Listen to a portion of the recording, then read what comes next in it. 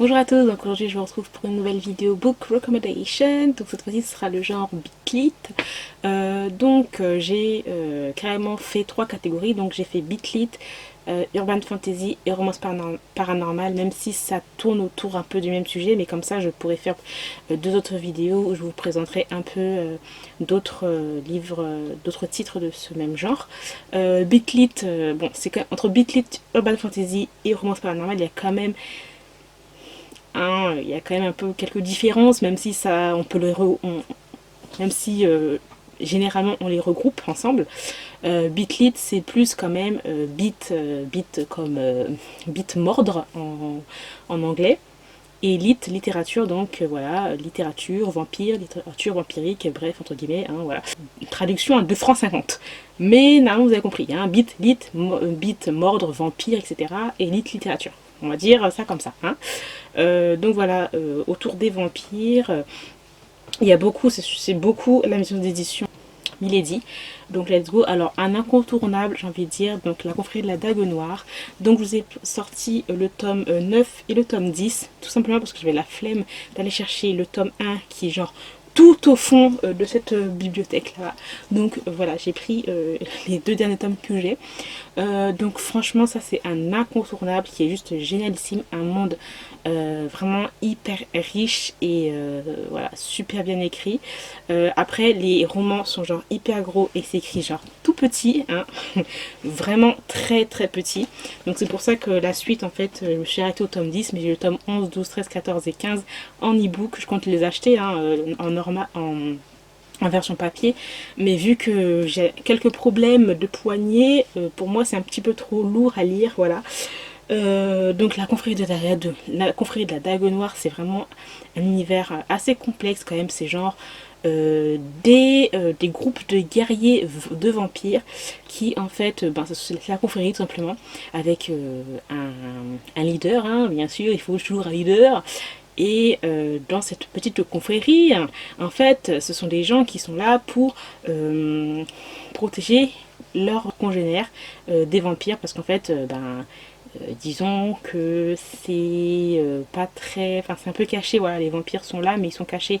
Voilà, c'est comme s'il y avait une société un peu genre, j'ai envie de dire une société genre souterraine où t'as plein de vampires, de hiérarchie, etc., cachés un petit peu des humains.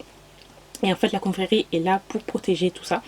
Et en fait, on a des sœurs de sang, je crois que ça s'appelle, si je ne me trompe pas. Ou je crois que je me trompe. En fait, il y a des genres, des Shellan, je crois, c'est un peu comme leur âme sœur, voilà. Et c'est avec elles que les guerriers vampires sont, voilà, ensemble. Ça peut être des êtres humaines, ça peut être des humains, ça peut être des humaines, en fait, ça peut être des mi-humaines, etc. Et en fait, sur chaque tome, c'est sur différents guerriers, etc. Et franchement, c'est hyper bien, mais hyper complexe aussi. Il faut être vraiment à fond dedans, parce que des fois, il y a des moments où en fait, l'auteur fait, normalement c'est soi-disant un tome sur un certain guerrier, et puis ensuite elle nous fait des chapitres sur d'autres guerriers et tout. Donc si t'as pas suivi trop le truc, t'es un petit peu perdu et tout. Après le tome 11 c'est un MM, donc ça aussi c'est intéressant parce que ce sont des personnages qu'on a suivis depuis le début et on voit qu'ils se tournent autour, mais c'est complicated et tout. Bon bref, voilà. Vraiment j'ai adoré et voilà, franchement c'est un incontournable dans la Bitlit, je trouve.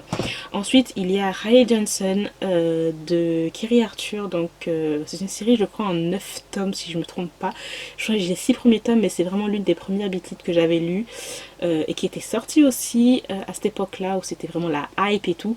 Donc en fait là c'est Riley Johnson, elle est mi-humaine, mi-loup-garou, un truc encore. Et en fait avec son frère, ils travaillent en fait dans une sorte de compagnie de société où ils sont censés en fait un petit peu gérer tout ce qui est surnaturel, parce que il y a beaucoup d'autres d'autres créatures surnaturelles qui sont là aussi. Et c'est eux qui gèrent un peu ça. Son frère qui s'appelle... son frère, je sais plus comment il s'appelle, bref, ça fait longtemps que j'ai pas lu la série, mais son frère, en fait, lui, il est plus vraiment... c'est lui qui est plus... qui tue des gens. Voilà, c'est un agent de terrain, quoi, en gros. Et sa sœur, elle est plus dans l'administratif. Et un jour, son frère va disparaître et elle va commencer à faire ses enquêtes et tout. On peut suivre tout ça. Donc, c'est un peu du style, un peu comme Anita Blake aussi. Anita Blake que j'ai aussi lu. J'ai lu genre les 6 premiers tomes, mais après ça m'a un petit peu saoulé parce que je trouvais que c'était... Au début c'était bien, hein, mais après, voilà quoi. En plus, je crois que dans Anita Blake, elle a un pouvoir de... Elle ressuscite en fait les... Comment on dit ça? Nécromancie. Voilà, elle ressuscite les morts et tout. Et il y a un vampire, il y a un loup-garou et tout. Enfin bref, voilà. Vous savez, c'est un petit peu le truc dans les clits, hein. Loup-garou, vampire et tout. Et là, voilà, c'est vraiment pas mal et tout. Donc, c'est pour ça que je l'ai gardé, parce que j'avais vraiment de bons souvenirs de cette histoire.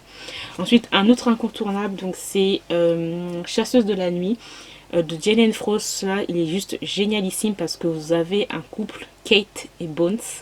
C'est le couple mythique de la Beat.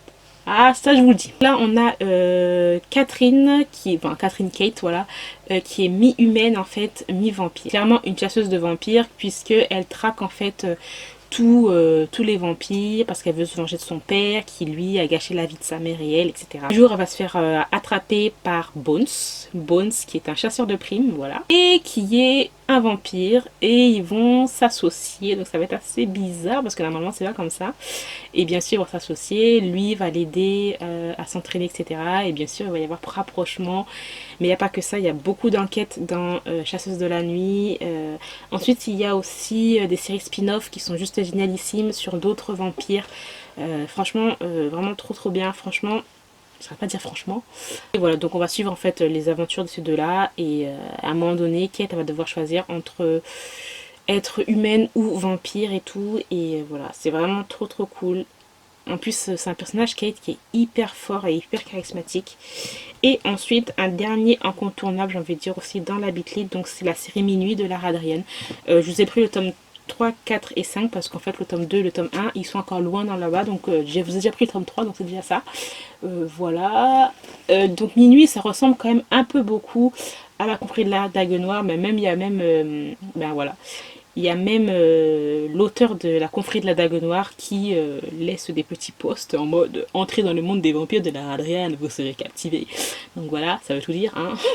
Et voilà, donc en fait, là aussi, on est un peu... C'est pour ça que je dis que ça ressemble à la Confrérie de la Dague Noire, puisqu'on est aussi dans une sorte de petite confrérie. Là, cette fois-ci, ils sont vraiment en souterrain. Les humains ne doivent pas être en contact avec les vampires. Il y a aussi des guerriers, donc ça se ressemble vraiment beaucoup à la confrérie de la Dague Noire, mais c'est un peu plus léger. Il y a un autre truc, il y a une autre mythologie par rapport à l'Atlantide et tout, donc voilà. Et c'est vraiment cool. J'ai lu quand même jusqu'au tome 14, donc ça veut dire que c'est une série que j'aime beaucoup. Et à chaque tome, c'est sur différents guerriers aussi. Et là, en fait, ce qui change un peu de la confrérie de la Dague Noire, c'est qu'en fait, là, nous avons des sœurs de sang. Je ne me trompe pas, en fait, ce sont des femmes humaines qui ont une sorte de petite cicatrice en forme de lune.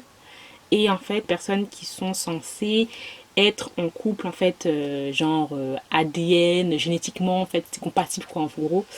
Et voilà, donc à chaque fois, nous avons, à chaque tome, différentes personnes, différentes sortes de sang, différents aussi guerriers, et aussi par rapport à l'histoire, à l'intrigue, par rapport aussi à l'histoire, il y a des choses qui sont cachées en fait par rapport aux premiers vampires qui sont arrivés sur la Terre, etc.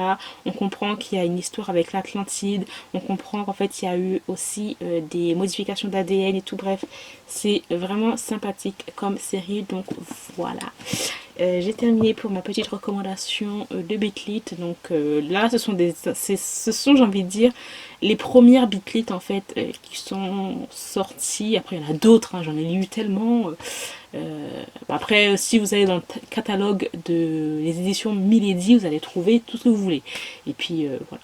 Donc dans tous les cas, j'espère que cette vidéo vous aura plu. N'hésitez pas à me dire quels sont vos beatlists préférés. Et moi, je vous retrouve très bientôt. Bye!